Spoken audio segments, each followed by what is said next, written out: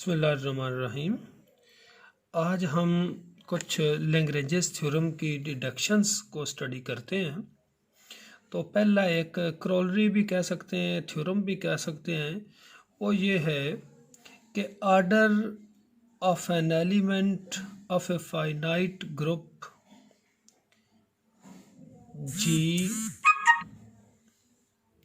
Divide the order of group, यानी element का order वो ग्रुप के आर्डर को डिवाइड करता है।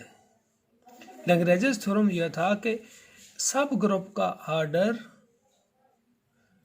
और सब ग्रुप का इंडेक्स वो डिवाइड करते हैं आर्डर ऑफ ग्रुप। यहाँ पे सब ग्रुप नहीं बल्कि आर्डर ऑफ एलिमेंट वो आर्डर ऑफ ग्रुप को डिवाइड करता है। और इसी की दूसरी है कि x if also if g denotes the order of g then x power g mod, ये mod equal to e for all x belongs to g। ये mod नहीं है बल्कि ये g का ऑर्डर है। x की power order of g equal to e for all x belongs to g। तो आप ये जो x पावर g है, g मॉड, इसको x पावर n भी समझ सकते हैं equal to e for all x belongs to g। ये आपने प्रूव करना है जी। ये दूसरा हिस्सा है। अब पहला हिस्सा क्या है कि order of an element of a finite group divide the order of group.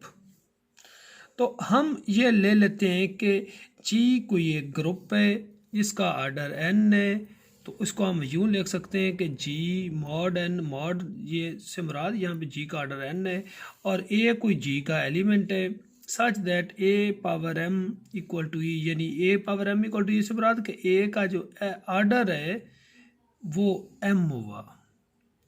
अच्छा, जिस एलिमेंट का 1 के अलावा कोई भी ऑर्डर हो, 2, 3, 4, 5 या जितना भी नंबर हो, वो उस एलिमेंट का वो एक साइक्लिक ग्रुप भी बनता है। अच्छा, g का ऑर्डर n है, a का ऑर्डर m है, तो ऑब्वियसली g का ऑर्डर बड़ा हुआ, m एलिमेंट का ऑर्डर छोटा हुआ, m is less than n। अब a का ऑर्डर तो m है, तो इसका मतलब a power m equal to e। अगर e है तो a एक साइक्लिक ग्रुप बनाएगा।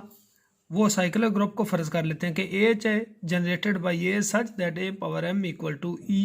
तो यहाँ पे एच जो साइक्लिक ग्रुप ए से जनरेट होगा उसका ऑर्डर भी एम होगा।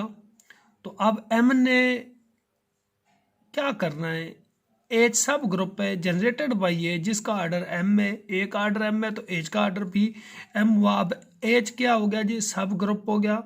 किसका, ये जी का सब ग्रुप हो गया जी। अब लैग्रेंजेस थ्योरम ये कहता है कि सब ग्रुप का जो ऑर्डर है यानी ये m, ये इस n को डिवाइड करेगा। ये लैग्रेंजेस थ्योरम है, हमने पिछले थ्योरम में प्रूव किया है। यानी by Lagrange's theorem the order of sub group will divide the order of group g।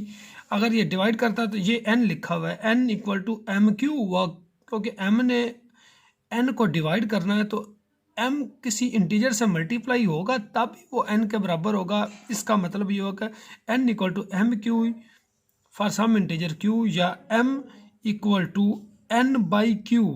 क्या लिखा हुआ है, n बाई क्यू। इसका मतलब ये हुआ कि m इज डिवाइडिंग n।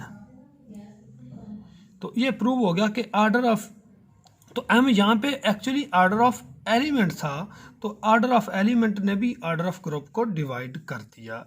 एक हिस्सा। अब दूसरा इसी थ्योरम का हिस्सा ये था कि x पावर g मॉड से मुराद के x power raise to power order of group g equal to e। तो g का ऑर्डर क्या हमने लिया हुआ है, n लिया हुआ है, तो इसका मतलब कि आप यही समझ सकते हैं x power n equal to e। अब a पावर n हम कंसीडर करते हैं, प्रूव हमने ये करना है x पावर g मॉड, यानी g मॉड से मुराद x power order of g equal to e। तो हम कंसीडर करते हैं g का ऑर्डर n है, तो a पावर m, a कोई एलिमेंट g का ले लेते हैं, a power n equal to a power n की जगह एम क्यू लिख सकते हैं। यहाँ हमने प्रूव किया हुआ है कि n equal to M q, तो a power m q equal to a power m whole power q यूँ भी लिख सकते हैं। तो a की पावर m, a का आर्डर क्या था m में, a power m equal to e, या ये दिया हुआ है। तो यहाँ पे आ गया जी a power m power q, तो ये बन गया e की पावर q वो e होता है, तो इसका मतलब a की power n equal to e, a की power n equal to e है, तो n तो आर्डर ऑफ g है, तो इसका मतलब a power order of g equal to e। तो अब आप जनरलाइज ये कर सकते हैं कि x पावर g यानी x power order of g equal to e for all x belongs to g। तो ये दूसरा हिस्सा भी आपका प्रूव हो गया। आई होप कि ये बड़ा इजीली आपने अंडरस्टैंड कर लिया होना है। अब एक और हमने क्रोलरी पढ़नी है लैग्रेंजेस थ्योरम की है कि वो ये है कि every group whose order is a prime number is necessarily cyclic, यानी वो ग्रुप जिसका ऑर्डर प्राइम नंबर है वो यकीनन साइक्लिक ग्रुप होगा। यानी हमने एक ऐसा ग्रुप लेना है जिसका आर्डर प्राइम है। प्राइम नंबर आपको पता है 2 3 5 7, 7 के बाद 11 13 और उसके बाद मेरे ख्याल 17 और एंड सो ऑन होता है।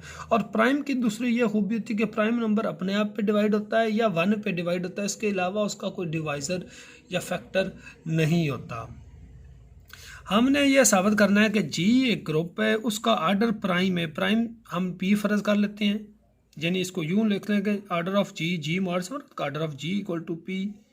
और ए कोई सब ग्रुप एलिमेंट है जी का, आइडेंटिटी नहीं लेना। आइडेंटिटी का तो आर्डर फिर 1 हुआ ना, आइडेंटिटी बताते खुद भी ग्रुप होता है, वो उसका आर्डर ई का आर्डर भी 1 होता है और उस ग्रुप का भी आर्डर 1 होता है। तो non identity element a is not equal to e belongs to G, a is non identity element है। तो हम एज को सब ग्रुप लेते हैं जनरेटेड बाय ये, अगर नॉन आइडेंटिटी है तो वो जनरेटर हो जाएगा।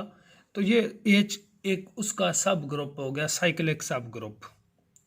अब अगर ए ई होता तो फिर ए का आर्डर 1 होना था, ई नहीं है तो इसका आर्डर भी 1 नहीं होगा। ए ई नहीं है तो ए का आर्डर 1 ना हुआ, तो जो एच है जनरेटेड बाय ई वो ई नहीं होगा क्योंकि ए से जनरेट हुआ है, तो एच का आर्डर भी 1 नहीं होगा। अच्छा, अब एच सब ग्रुप तो है लेकिन उसका आर्डर 1 नहीं है। ये मेरा ख्याल यहाँ तक आपको समझ आ गई, क्योंकि हमने ए एच जनरेटेड बाय ए लिया और ए आइडेंटिटी एलिमेंट नहीं है। ठीक हो गया। यहाँ पर ए अगर आइडेंटिटी एलिमेंट नहीं है तो एच का आर्डर भी आइडेंटिटी 1 नहीं है, लेकिन जी का आर्डर तो पी है ना। जी का आर्डर क्या है? P prime number. अब प्राइम के डिवाइजर्स कौन से हैं? 1 और पी, 1 और पी। एच अगर जी का सब ग्रुप है उसका आर्डर 1 नहीं है, लेकिन एच ने डिवाइड भी करना है जी को पी को, एच के आर्डर ने, एच ने नहीं बल्कि एच के आर्डर ने। अब एच का आर्डर क्या होना है? या 1 होगा या फिर पी होगा, फिर ही वो डिवाइड करेगा ना। अगर 1 नहीं है तो फिर यकीनन एच का आर्डर क्या हुआ? दूसरा पी हुआ। ये 1 नहीं है तो एच का आर्डर पी हुआ, फिर ही वो पी को डिवाइड करेगा। अगर एच का आर्डर पी लेते हैं तो इसका मतलब एच बजाते खुद जी है। एच बजाते खुद क्या हुआ? जी है। तो एच यहाँ पे साइक्लिक था तो इट मीन्स कि जी भी साइक्लिक हो गया। तो ये आपने थ्योरम प्रूव कर लिया है। ये भी उम्मीद है कि ये मैं आपको एक दफ़ा ये पूरा फोकस करके भेज रहा हूँ, तो ये आपको समझ अच्छी तरह आ गया होना है। तो ये कल कुछ और हम लैग्रेंजेस थ्योरम की एप्लीकेशंस पढ़ेंगे, उसके बाद नए टॉपिक पे आ जाएंगे। Thank you ji.